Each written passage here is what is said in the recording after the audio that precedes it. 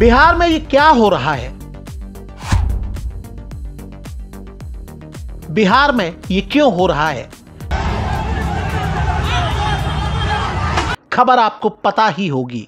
3 दिन के अंदर बिहार के नीतीश कुमार सरकार के 2 मंत्रियों को पब्लिक के गुस्से का सामना करना पड़ा और बचकर भागना पड़ा।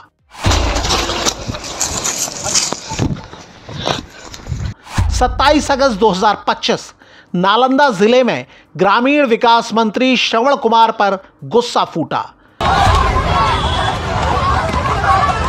25 अगस्त 2025 पटना में हेल्थ मिनिस्टर मंगल पांडे को झेलना पड़ा गुस्सा। लोगों की नाराजगी का सामना करने के बाद दोनों मंत्रियों का नाम सोशल मीडिया के टॉप ट्रेंड्स में है। लोग इन घटनाओं पर जमकर कमेंट कर रहे हैं। सोशल मीडिया पर घटना की जानकारी देने वाले कई लोग विस्तार से बता रहे हैं कि कैसे मंत्री श्रवण कुमार को धोती उठाकर भागना पड़ा। यह भी बताया जा रहा है कि मंगल पांडे कैसे बचते बचाते भागे। बिहार में नीतीश कुमार की अगुवाई में बीजेपी और जेडीयू की साझा सरकार है। मंगल पांडे बीजेपी और श्रवण कुमार जेडीयू के नेता हैं। कुछ महीने के बाद राज्य में विधानसभा चुनाव होने हैं। इन मामलों को लेकर आरजेडी के तेजस्वी यादव और जन स्वराज के प्रशांत किशोर जैसे नेताओं ने भी कमेंट किए हैं और इसे सत्ता पक्ष के लिए चेतावनी बताया है। इन नेताओं ने क्या कहा है, ये हम इस वीडियो में आगे बताएंगे। 2022 यूपी विधानसभा चुनाव के पहले उत्तर प्रदेश के किन नेताओं को पब्लिक का गुस्सा झेलना पड़ा था और चुनाव में उनकी क्या स्थिति रही थी, ये भी बताएंगे और समझने की कोशिश करेंगे कि चुनाव के पहले क्या पब्लिक के मूड में कोई बदलाव देखने को मिलने लगा है। लोगों के गुस्से को झेलने के बाद ट्रेंड में आए बिहार के मंत्री श्रवण कुमार ने क्या कहा है, हम आपको ये भी बताएंगे। लेकिन पहले दोनों घटनाओं की जानकारी दे देते हैं। इनमें से एक घटना बुधवार 27 अगस्त को बिहार के सीएम नीतीश कुमार के गृह जिले नालंदा की है। मंत्री श्रवण कुमार और हिलसा के विधायक कृष्ण मुरारी उर्फ प्रेम मुखिया नालंदा के मलामा गांव में गए थे। ये दोनों 23 अगस्त को फतुहा के हिलसा में हुए एक्सीडेंट के पीड़ितों के परिजन को सांत्वना देने गए थे। एक्सीडेंट में 9 लोगों की मौत हो गई थी। मीडिया रिपोर्टों में दावा किया गया है कि मुआवजे की मांग को लेकर कुछ ग्रामीण उग्र हो गए। उनकी नाराजगी से बचने के लिए मंत्री श्रवण कुमार और विधायक कृष्ण मुरारी को करीब 1 किलोमीटर तक भागना पड़ा और 3 गाड़ियां बदलनी पड़ी। ये स्थिति तब हुई जब मंत्री के साथ बॉडीगार्ड थे और पुलिस भी। रिपोर्टों में एक गार्ड के जख्मी होने की बात भी की गई है। घटना का वीडियो सोशल मीडिया पर वायरल है। इसके पहले 25 अगस्त को पटना में हेल्थ मिनिस्टर मंगल पांडे को भी बचकर भागना पड़ा था। मीडिया रिपोर्टों के मुताबिक 15 अगस्त को पटना के इंद्रपुरी इलाके में 2 बच्चों के शव एक कार में मिले थे। इसे लेकर नाराज लोग 25 अगस्त को पटना में अटल पथ पर प्रदर्शन कर रहे थे। तभी वहां से मंत्री मंगल पांडे का काफिला गुजरा। रिपोर्टों में दावा किया गया है कि मंत्री पांडे को भी लोगों का गुस्सा झेलना पड़ा। यह वीडियो भी वायरल है। दोनों घटनाओं को लेकर सोशल मीडिया पर लोग खूब कमेंट कर रहे हैं।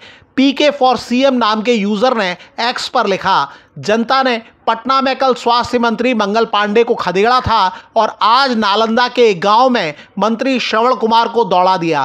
काम न करने का परिणाम दिख रहा है। यूजर ने लिखा, प्रशांत किशोर ने बिल्कुल सही कहा है कि जनता अब सरकार से हिसाब मांग रही है।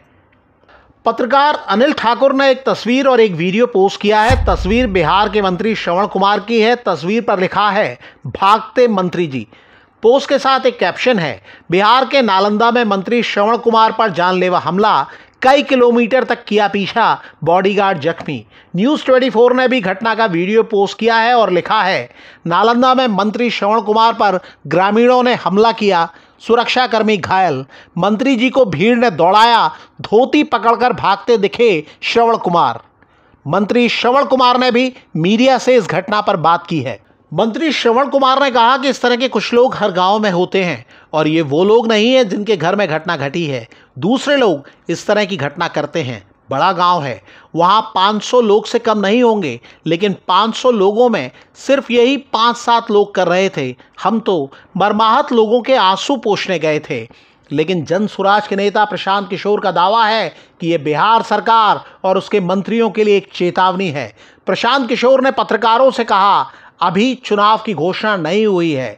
चुनाव की घोषणा होने दीजिए। सरकार में बैठे भ्रष्ट नेताओं के लिए यह अभी से सूचना है। गांव में जाओगे तो जनता दौड़ा कर मारेगी। प्रशांत किशोर ने आरोप लगाते हुए दावा किया, 6 महीने पहले से कह रहा हूं कि जिस तरह से बिहार सरकार ने बिहार के हर वर्ग पर लाठी चलाई है, बच्चों को मारा है, अभ्यर्थियों को मारा है, आशा को मारा, आंगनवाड़ी वर्कर को मारा, मुखिया सरपंच को पटना में पीटा, अब जनता की बारी है। जब ये नेता गांव में आएंगे वोट मांगने, तब जनता पूरा हिसाब करेगी। मंत्री मंगल पांडे के साथ हुई घटना को लेकर आरजेडी नेता तेजस्वी यादव ने भी कमेंट किया था। तेजस्वी यादव ने लिखा था, जनाब पांडे जी इतने असंवेदनशील, अहंकारी और संभ्रांत मंत्री हैं कि पीड़ितों से बात करना भी अपना अनादर समझते हैं। अब गौर करने वाली बात है कि मंत्री श्रवण कुमार का दावा है कि इस तरह के यानी मंत्रियों और विधायकों से नाराजगी जताने वाले कुछ लोग हर गांव में मिल जाते हैं। राजनीति पर नजर रखने वाले जानकार दावा करते हैं कि चुनाव करीब हो तो ऐसी घटनाओं का ट्रेंड देखने को मिलता रहा है। वो 2022 में उत्तर प्रदेश विधानसभा चुनाव के दौर की याद दिलाते हैं। तब सत्ताधारी बीजेपी के कई मंत्रियों और विधायकों को लोगों की नाराजगी का सामना करना पड़ा था। मथुरा में यूपी के तत्कालीन ऊर्जा मंत्री श्रीकांत शर्मा को लोगों का गुस्सा झेलना पड़ा था और मीडिया ने इसे रिपोर्ट किया था। रिपोर्टों के मुताबिक नाराजगी जताने वाले लोगों ने आरोप लगाया कि उन्होंने विकास के काम नहीं कराए। उसी दौरान यानी 2022 में ही यूपी के तत्कालीन गन्ना मंत्री सुरेश राणा को ग्रामीणों ने काले झंडे दिखाए और उनके खिलाफ नारेबाजी की। इस घटना को भी मीडिया ने रिपोर्ट किया था। गांव वाले गन्ने का भुगतान न होने से नाराज थे। उसी दौरान यूपी के डिप्टी सीएम केशव मौर्य को भी लोगों की नाराजगी झेलनी पड़ी थी। इसे भी मीडिया ने रिपोर्ट किया था और समाजवादी पार्टी जैसे विपक्षी दलों के नेताओं ने इसे बड़ा मुद्दा बनाया था।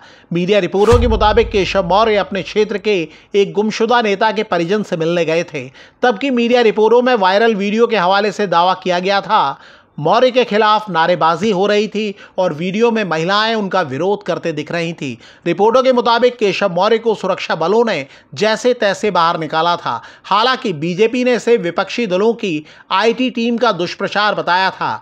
जानकार याद दिलाते हैं कि ये गुस्सा पूरी तरह बनावटी नहीं था। श्रीकांत शर्मा चुनाव जीत गए, लेकिन थाना भवन सीट से सुरेश राणा और सिरातू सीट से केशव मौर्य चुनाव हार गए थे।